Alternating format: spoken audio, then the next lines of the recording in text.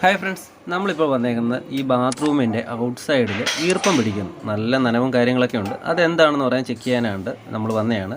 2-3 കാര്യങ്ങളാണ് ഇതിൻ്റെ അകത്ത് അങ്ങനെ ഈർപ്പം പിടിക്കുന്നതിന് മെയിനായിട്ട് വരുന്നത്. ഇപ്പം നമ്മളിവിടെ അഴിച്ചപ്പോഴുള്ള പ്രോബ്ലം എന്ന് പറയുന്നത് ഈ റെഡ്യൂസ്ഡ് ഇരിക്കുന്ന ഭാഗത്തിൻ്റെ ടൈലിൻ്റെ കട്ടിങ് പീസ് ഹോളാണ്. അതുവഴി വെള്ളം ലീക്കാണ്. അതായത് നല്ല ടൈറ്റ് അല്ലായിരുന്നു.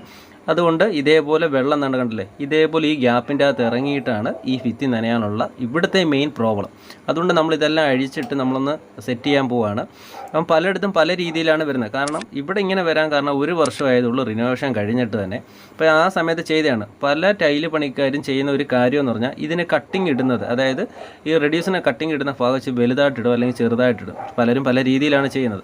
അതിന് വേണ്ടിയിട്ട് നമ്മൾ ഇതെല്ലാം ഊരിയിട്ട് ഇതിൻ്റെ അകത്ത് വൈറ്റ് സിമെൻറ്റ് കറക്റ്റായിട്ട് എല്ലാ സൈഡിലും നല്ല രീതിയിൽ തന്നെ ഫില്ലാവുന്ന രീതിയിൽ കുത്തി ഇറക്കി ഫില്ല് ചെയ്ത് വെച്ചിട്ടുണ്ട്. ഇത് ആ ചെയ്ത സമയത്ത് തന്നെ ചെയ്യാവുന്നൊരു കാര്യങ്ങളേ ഉള്ളൂ. പക്ഷേ നമ്മളെല്ലാ സൈറ്റിലും ഇതേപോലെ അറ്റ് എ ടൈം തന്നെ നമ്മളിത് ചെയ്യാറുണ്ട്.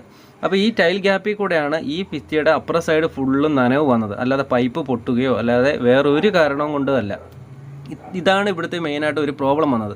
അല്ലാതെ തന്നെ നമുക്ക് വേറെ പ്രോബ്ലം വരുമെന്ന് പറഞ്ഞാൽ കൺസീൽഡ് ചെയ്യുന്ന സമയത്ത് പൈപ്പ് പൊട്ടി അങ്ങനെ ലീക്ക് വരാം, അല്ലെങ്കിൽ ഇതേപോലെ വരാം, അങ്ങനെയൊക്കെയാണ് സംഭവിക്കാറ്. പക്ഷേ ഇവിടുത്തെ മെയിൻ പ്രോബ്ലം ഇത് തന്നെയായിരുന്നു. അതിന് വേണ്ടിയിട്ട് നമ്മൾ വൈറ്റ് സിമെൻറ്റ് കൊണ്ട് കവർ ചെയ്ത് നമ്മൾ വെച്ചിട്ടുണ്ട്.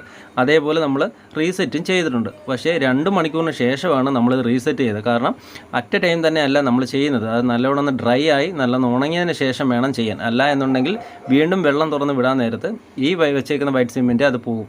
അപ്പോൾ അതുകൊണ്ട് നല്ല രീതിയിൽ തന്നെ ഡ്രൈ ആയതിനു ശേഷം വേണം ചെയ്യാൻ.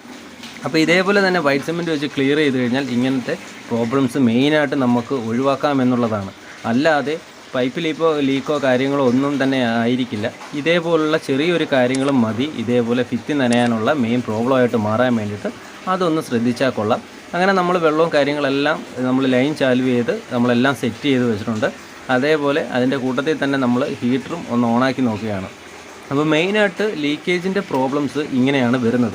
ഒന്നാമത്തെ കാര്യം ഇതാണ്. പിന്നെ അല്ലെങ്കിൽ റെഡ്യൂസറോ കാര്യങ്ങളോ പൊട്ടണം, അല്ലെങ്കിൽ പൈപ്പ് പൊട്ടണം, അങ്ങനെയൊക്കെയാണ് സംഭവിക്കുന്നത്. പലയിടത്തും നമ്മൾ ചെല്ലുന്ന പല സൈറ്റിലും ഈ ഇങ്ങനത്തെ പ്രോബ്ലംസാണ് ഏറ്റവും കൂടുതലായിട്ട് വരുന്നത്. നമ്മളിപ്പോൾ ടാപ്പ് സെറ്റ് ചെയ്യുന്ന സമയത്ത് ടാപ്പിൻ്റെ ഇന്നർ ഒടിഞ്ഞു പോയിട്ടും അതുവഴിയും വെള്ളം ലീക്കായി വരുന്നുണ്ട്. അപ്പോൾ ഇവിടുത്തെ പ്രോബ്ലം ഇതായിരുന്നു. ഇത് നിങ്ങളുടെ അവിടെയും സംഭവിക്കുന്നുണ്ടെങ്കിൽ ഒരു കാര്യം ശ്രദ്ധിച്ചോളൂ. ഇതേപോലെ ഊരിയിട്ട് ഇവിടെ എവിടെയെങ്കിലും ഗ്യാപ്പോ കാര്യങ്ങളോ ഉണ്ടെങ്കിൽ ഇതേപോലെ വൈറ്റ് സിമെൻറ്റും കാര്യങ്ങളും വെച്ച് ക്ലിയർ ചെയ്യുക. അതേപോലെ തന്നെ അതിൻ്റെ തൊട്ടിപ്പുറത്തെ നമ്മൾ വാഷ് ബേസിന് ഹാഫ് ഡസ്റ്റിലാണ്, അതും നമ്മൾ ഊരി നമ്മൾ റീസെറ്റ് ചെയ്തിട്ടുണ്ട്. കാരണം അതിൻ്റെ റെഡ്യൂസറിൻ്റെ ഭാഗത്തും ഇതേപോലെ തന്നെയാണ്. അത് ഭിത്തിയിലാണ് ഇരിക്കുന്നത്. പക്ഷേ അതും ഒരു കാരണമായിട്ടാണ് വരുന്നത്. ഇതിൻ്റെ തൊട്ടപ്പുറത്തെ സൈഡ് നല്ല നനവായിരുന്നു.